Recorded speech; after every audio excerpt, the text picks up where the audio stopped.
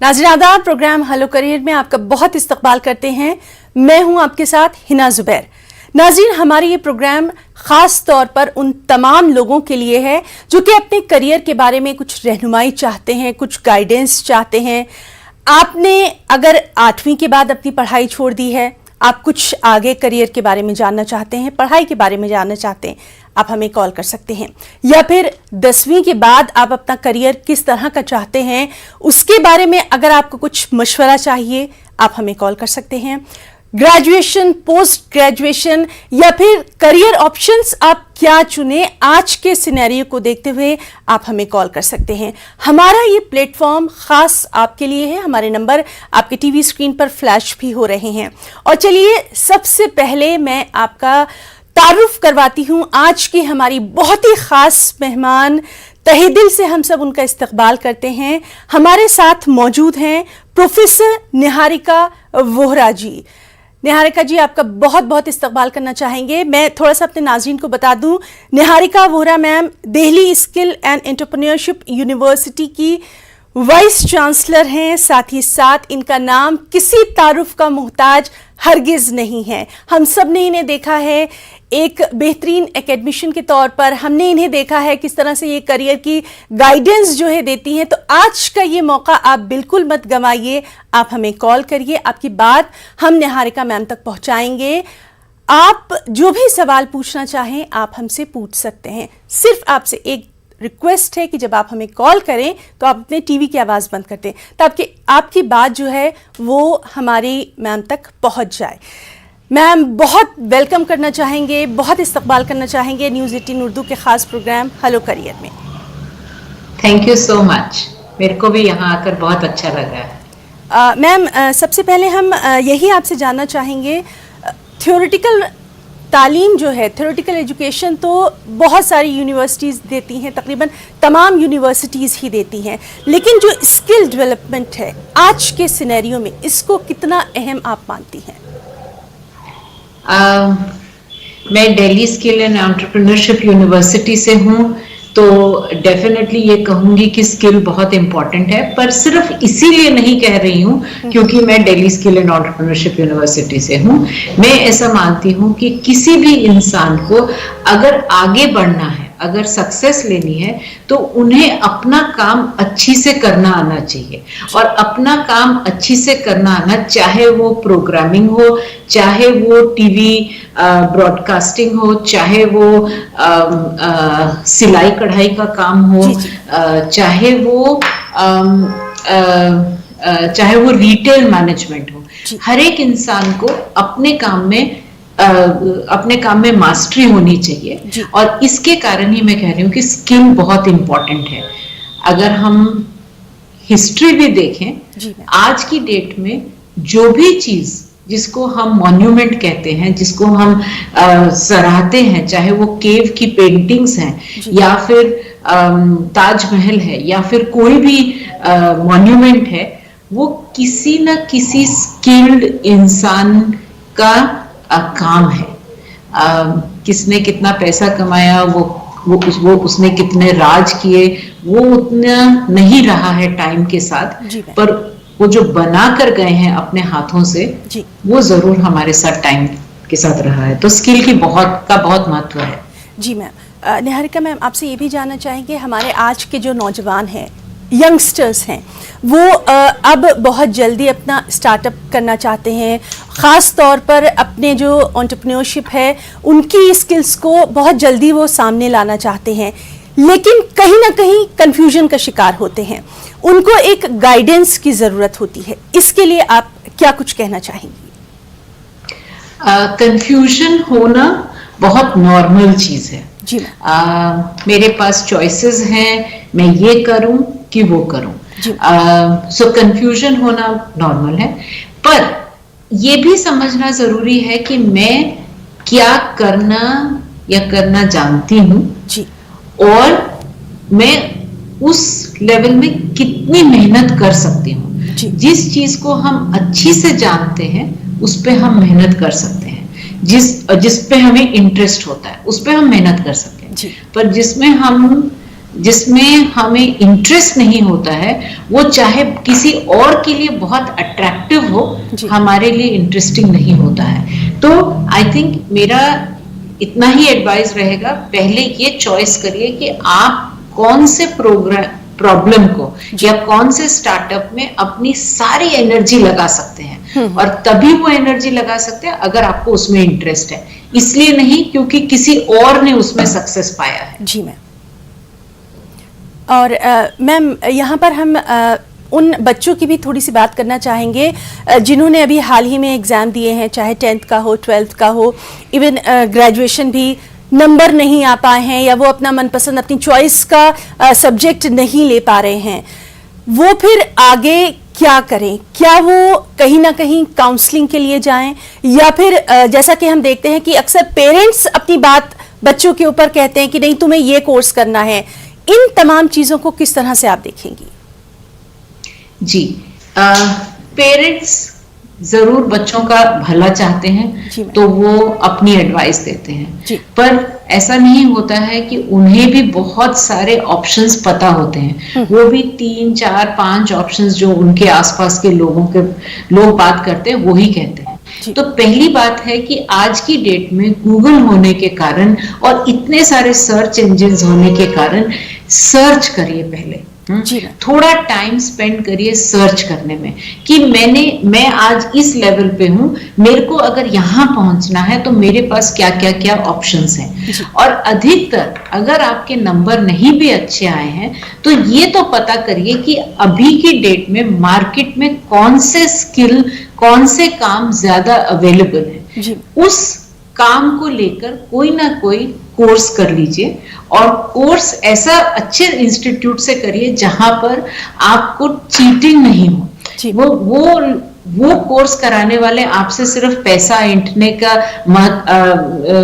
Objective न लेकर आपको वो कोर्स करा रहे हो। एक्चुअली में जो कोर्स पढ़ाना चाहते हैं उनसे करिए, और कोर्स करते हुए खूब मेहनत करिए, और मेहनत करके फिर कहीं जॉब ले लीजिए और उस जॉब में धीरे धीरे करके ग्रो करिए। जी बिल्कुल।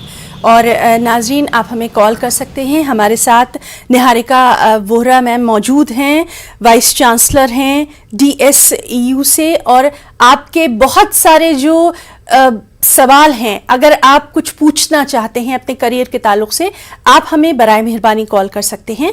हमारे साथ मैम मौजूद हैं। मैम, आपसे हम एक और बात जानना चाहेंगे। कई बार ऐसा होता है कि बहुत से हमारे जो यंगस्टर्स हैं वो पढ़ाई बीच में छोड़ देते हैं, कहीं नौकरी पे चले जाते हैं, उनको लगता है कि शायद नौकरी जो है वो कहीं ना कहीं उनको कुछ जिंदगी में कुछ देगी। कुछ दिनों के बाद उनको एहसास होता है कि नहीं, वो चीज़ वो हासिल नहीं कर पाए हैं, वो फिर से पढ़ाई की तरफ आना चाहते हैं। ऐसे हमारे नौजवानों के लिए क्या कुछ आपकी सलाह रहेगी? हमारी जिंदगी बहुत लंबी हो गई है, बिकॉज मेडिकल साइंस ने बहुत सारे फायदे, बहुत सारी एडवांसमेंट कर ली है। तो कोई बात नहीं, अगर आपने नौकरी ट्राई की, नहीं अच्छा लगा, तो कुछ और पढ़ लीजिए, और पढ़कर उसमें पारंगतता प्राप्त करके फिर नई जॉब कर लीजिए। तो हताश नहीं होना है कि भाई मैंने ये ट्राई किया, अब मैं क्या करूं। और पढ़ने के लिए भी कोई उम्र नहीं होती है, आप सारी उम्र पढ़ सकते हैं, पर ठीक पढ़ाई का कौन सी यूनिवर्सिटी, कौन सा इंस्टीट्यूट, कौन सी जगह आपको ठीक तरह से पढ़ाई करवाए, उसकी थोड़ी बहुत सर्च करनी चाहिए, उसके बारे में जानकारी प्राप्त करनी चाहिए। और जब हम उसमें चले जाएं उस इंस्टीट्यूट में, तो उसमें खूब मेहनत करनी चाहिए। आपने नौकरी की, बहुत अच्छा, आपने जरूर कुछ ना कुछ सीखा ही होगा उससे, और वो सीख आगे बढ़कर आपको कहीं ना कहीं जरूर वापस हेल्प करेगी। तो हताश होने की जरूरत नहीं है, बहुत सारे ऑप्शंस अवेलेबल हैं। जी मैम, बिल्कुल। और हमारे साथ हमारे कॉलर जुड़ रहे हैं, चलिए उनकी बात सुनते हैं। Hello hello. जी मैडम, ये मेरा बड़ा लड़का है, बीटेक फाइनल ईयर किया मैडम। जी कंप्यूटर साइंस इंजीनियरिंग से। अभी वो बाहर जाना चाह रहे हैं, जैसे लंदन, ऑस्ट्रेलिया, कनाडा। तो वहाँ पर जाना या यहीं पे कोई कोर्स पैटर्न वगैरह कोर्स करके जॉब कर लेना, मैडम से सजेशन है। बिल्कुल बिल्कुल सर, बहुत शुक्रिया आपने हमें कॉल किया और मैम से हम ज़रूर पूछेंगे। मैम, इनका बेटा है बीटेक फाइनल ईयर उन्होंने किया है, कंप्यूटर से किया है, हायर स्टडीज़ के लिए बाहर जाना चाहते हैं। हायर स्टडीज के लिए बाहर जाना बहुत अच्छी बात है।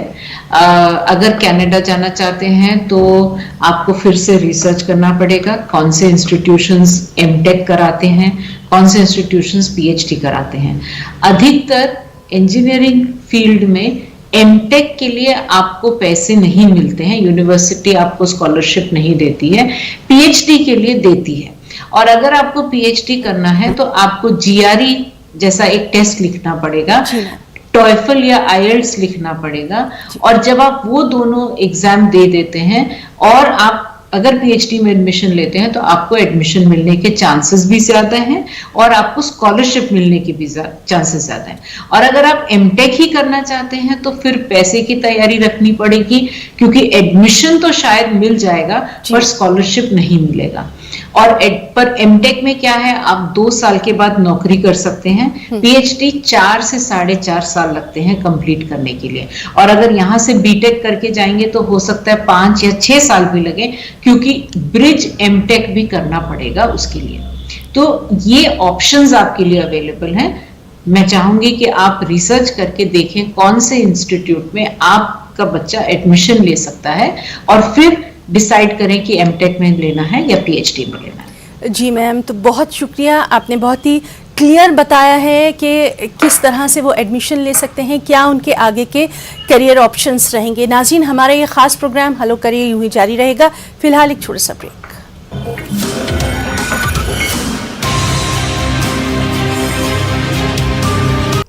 तो ब्रेक के बाद प्रोग्राम हेलो करियर में एक बार फिर से आप सभी का तहे दिल से इस्तकबाल करेंगे। हमारे साथ मौजूद हैं जानी पहचानी शख्सियत प्रोफेसर निहारिका वोहरा जी, जो कि वाइस चांसलर हैं DSEU से।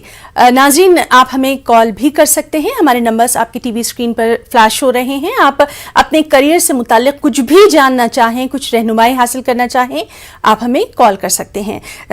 मैम, हम आपसे ये जानना चाहेंगे, जिस तरह से लगातार हम देख रहे हैं आज का जो हमारा सिनेरियो है, उसमें ख़ास तौर पर हमारी जो यंग लड़कियां हैं वो बहुत आगे बढ़ रही हैं, ख़ास तौर पर अपने करियर को लेकर वो बहुत ज़्यादा अवेयर हो गई हैं।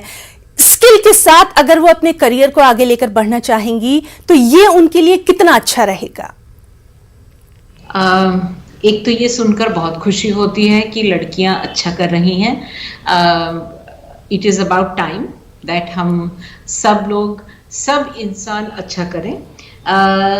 जो आपने प्रश्न पूछा कि वो स्किल को लेकर कैसे आगे बढ़ सकती हैं या उनके लिए स्किल कैसा रहेगा, मैं ऐसा मानती हूँ स्किल सबके लिए है।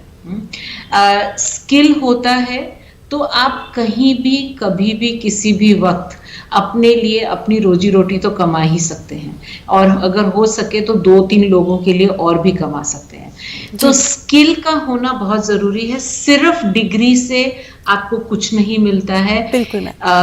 पर अगर आपके पास किसी भी तरह का स्किल है, किसी भी तरह का हुनर है, किसी भी तरह का आपके हाथ में कौशल है, तो आप कुछ ना कुछ, कभी ना कभी, किसी भी वक्त कर सकते हैं जी। तो स्किल हासिल करना बहुत जरूरी है। मैम, आपसे ये भी जानना चाहेंगे, हमारे पास बहुत सारे ऐसे सवाल आ रहे हैं जो कि अपने आगे हायर स्टडीज को लेके बात करना चाहते हैं। चलिए, इस वक्त हमारे पास एक कॉल आ रही है, हम उनसे बात करेंगे। हेलो। हाँ, हेलो जी, मैं अपना नाम बताइए और सवाल करिए।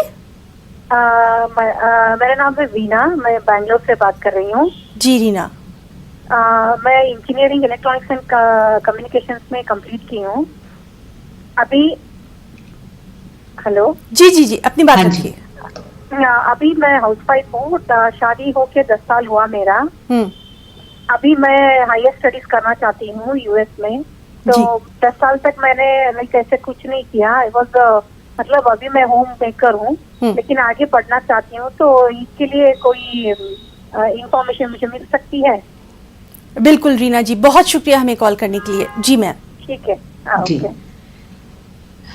तो 10 साल का ब्रेक आपके सब्जेक्ट में काफी लंबा माना जाएगा मीना जी। तो इसलिए अभी आपको कोई एक कोर्स करने की जरूरत है। 10 साल पहले कई सॉफ्टवेयर नहीं एग्जिस्ट करते थे, 10 साल पहले आपने जैसा पढ़ा होगा उसमें आपको शायद कुछ भी कई ऐसी चीजें होंगी जो अब शायद मायने नहीं रखेंगी। तो एक काम करिए, पहले एक छोटा कोर्स कोई कर लीजिए।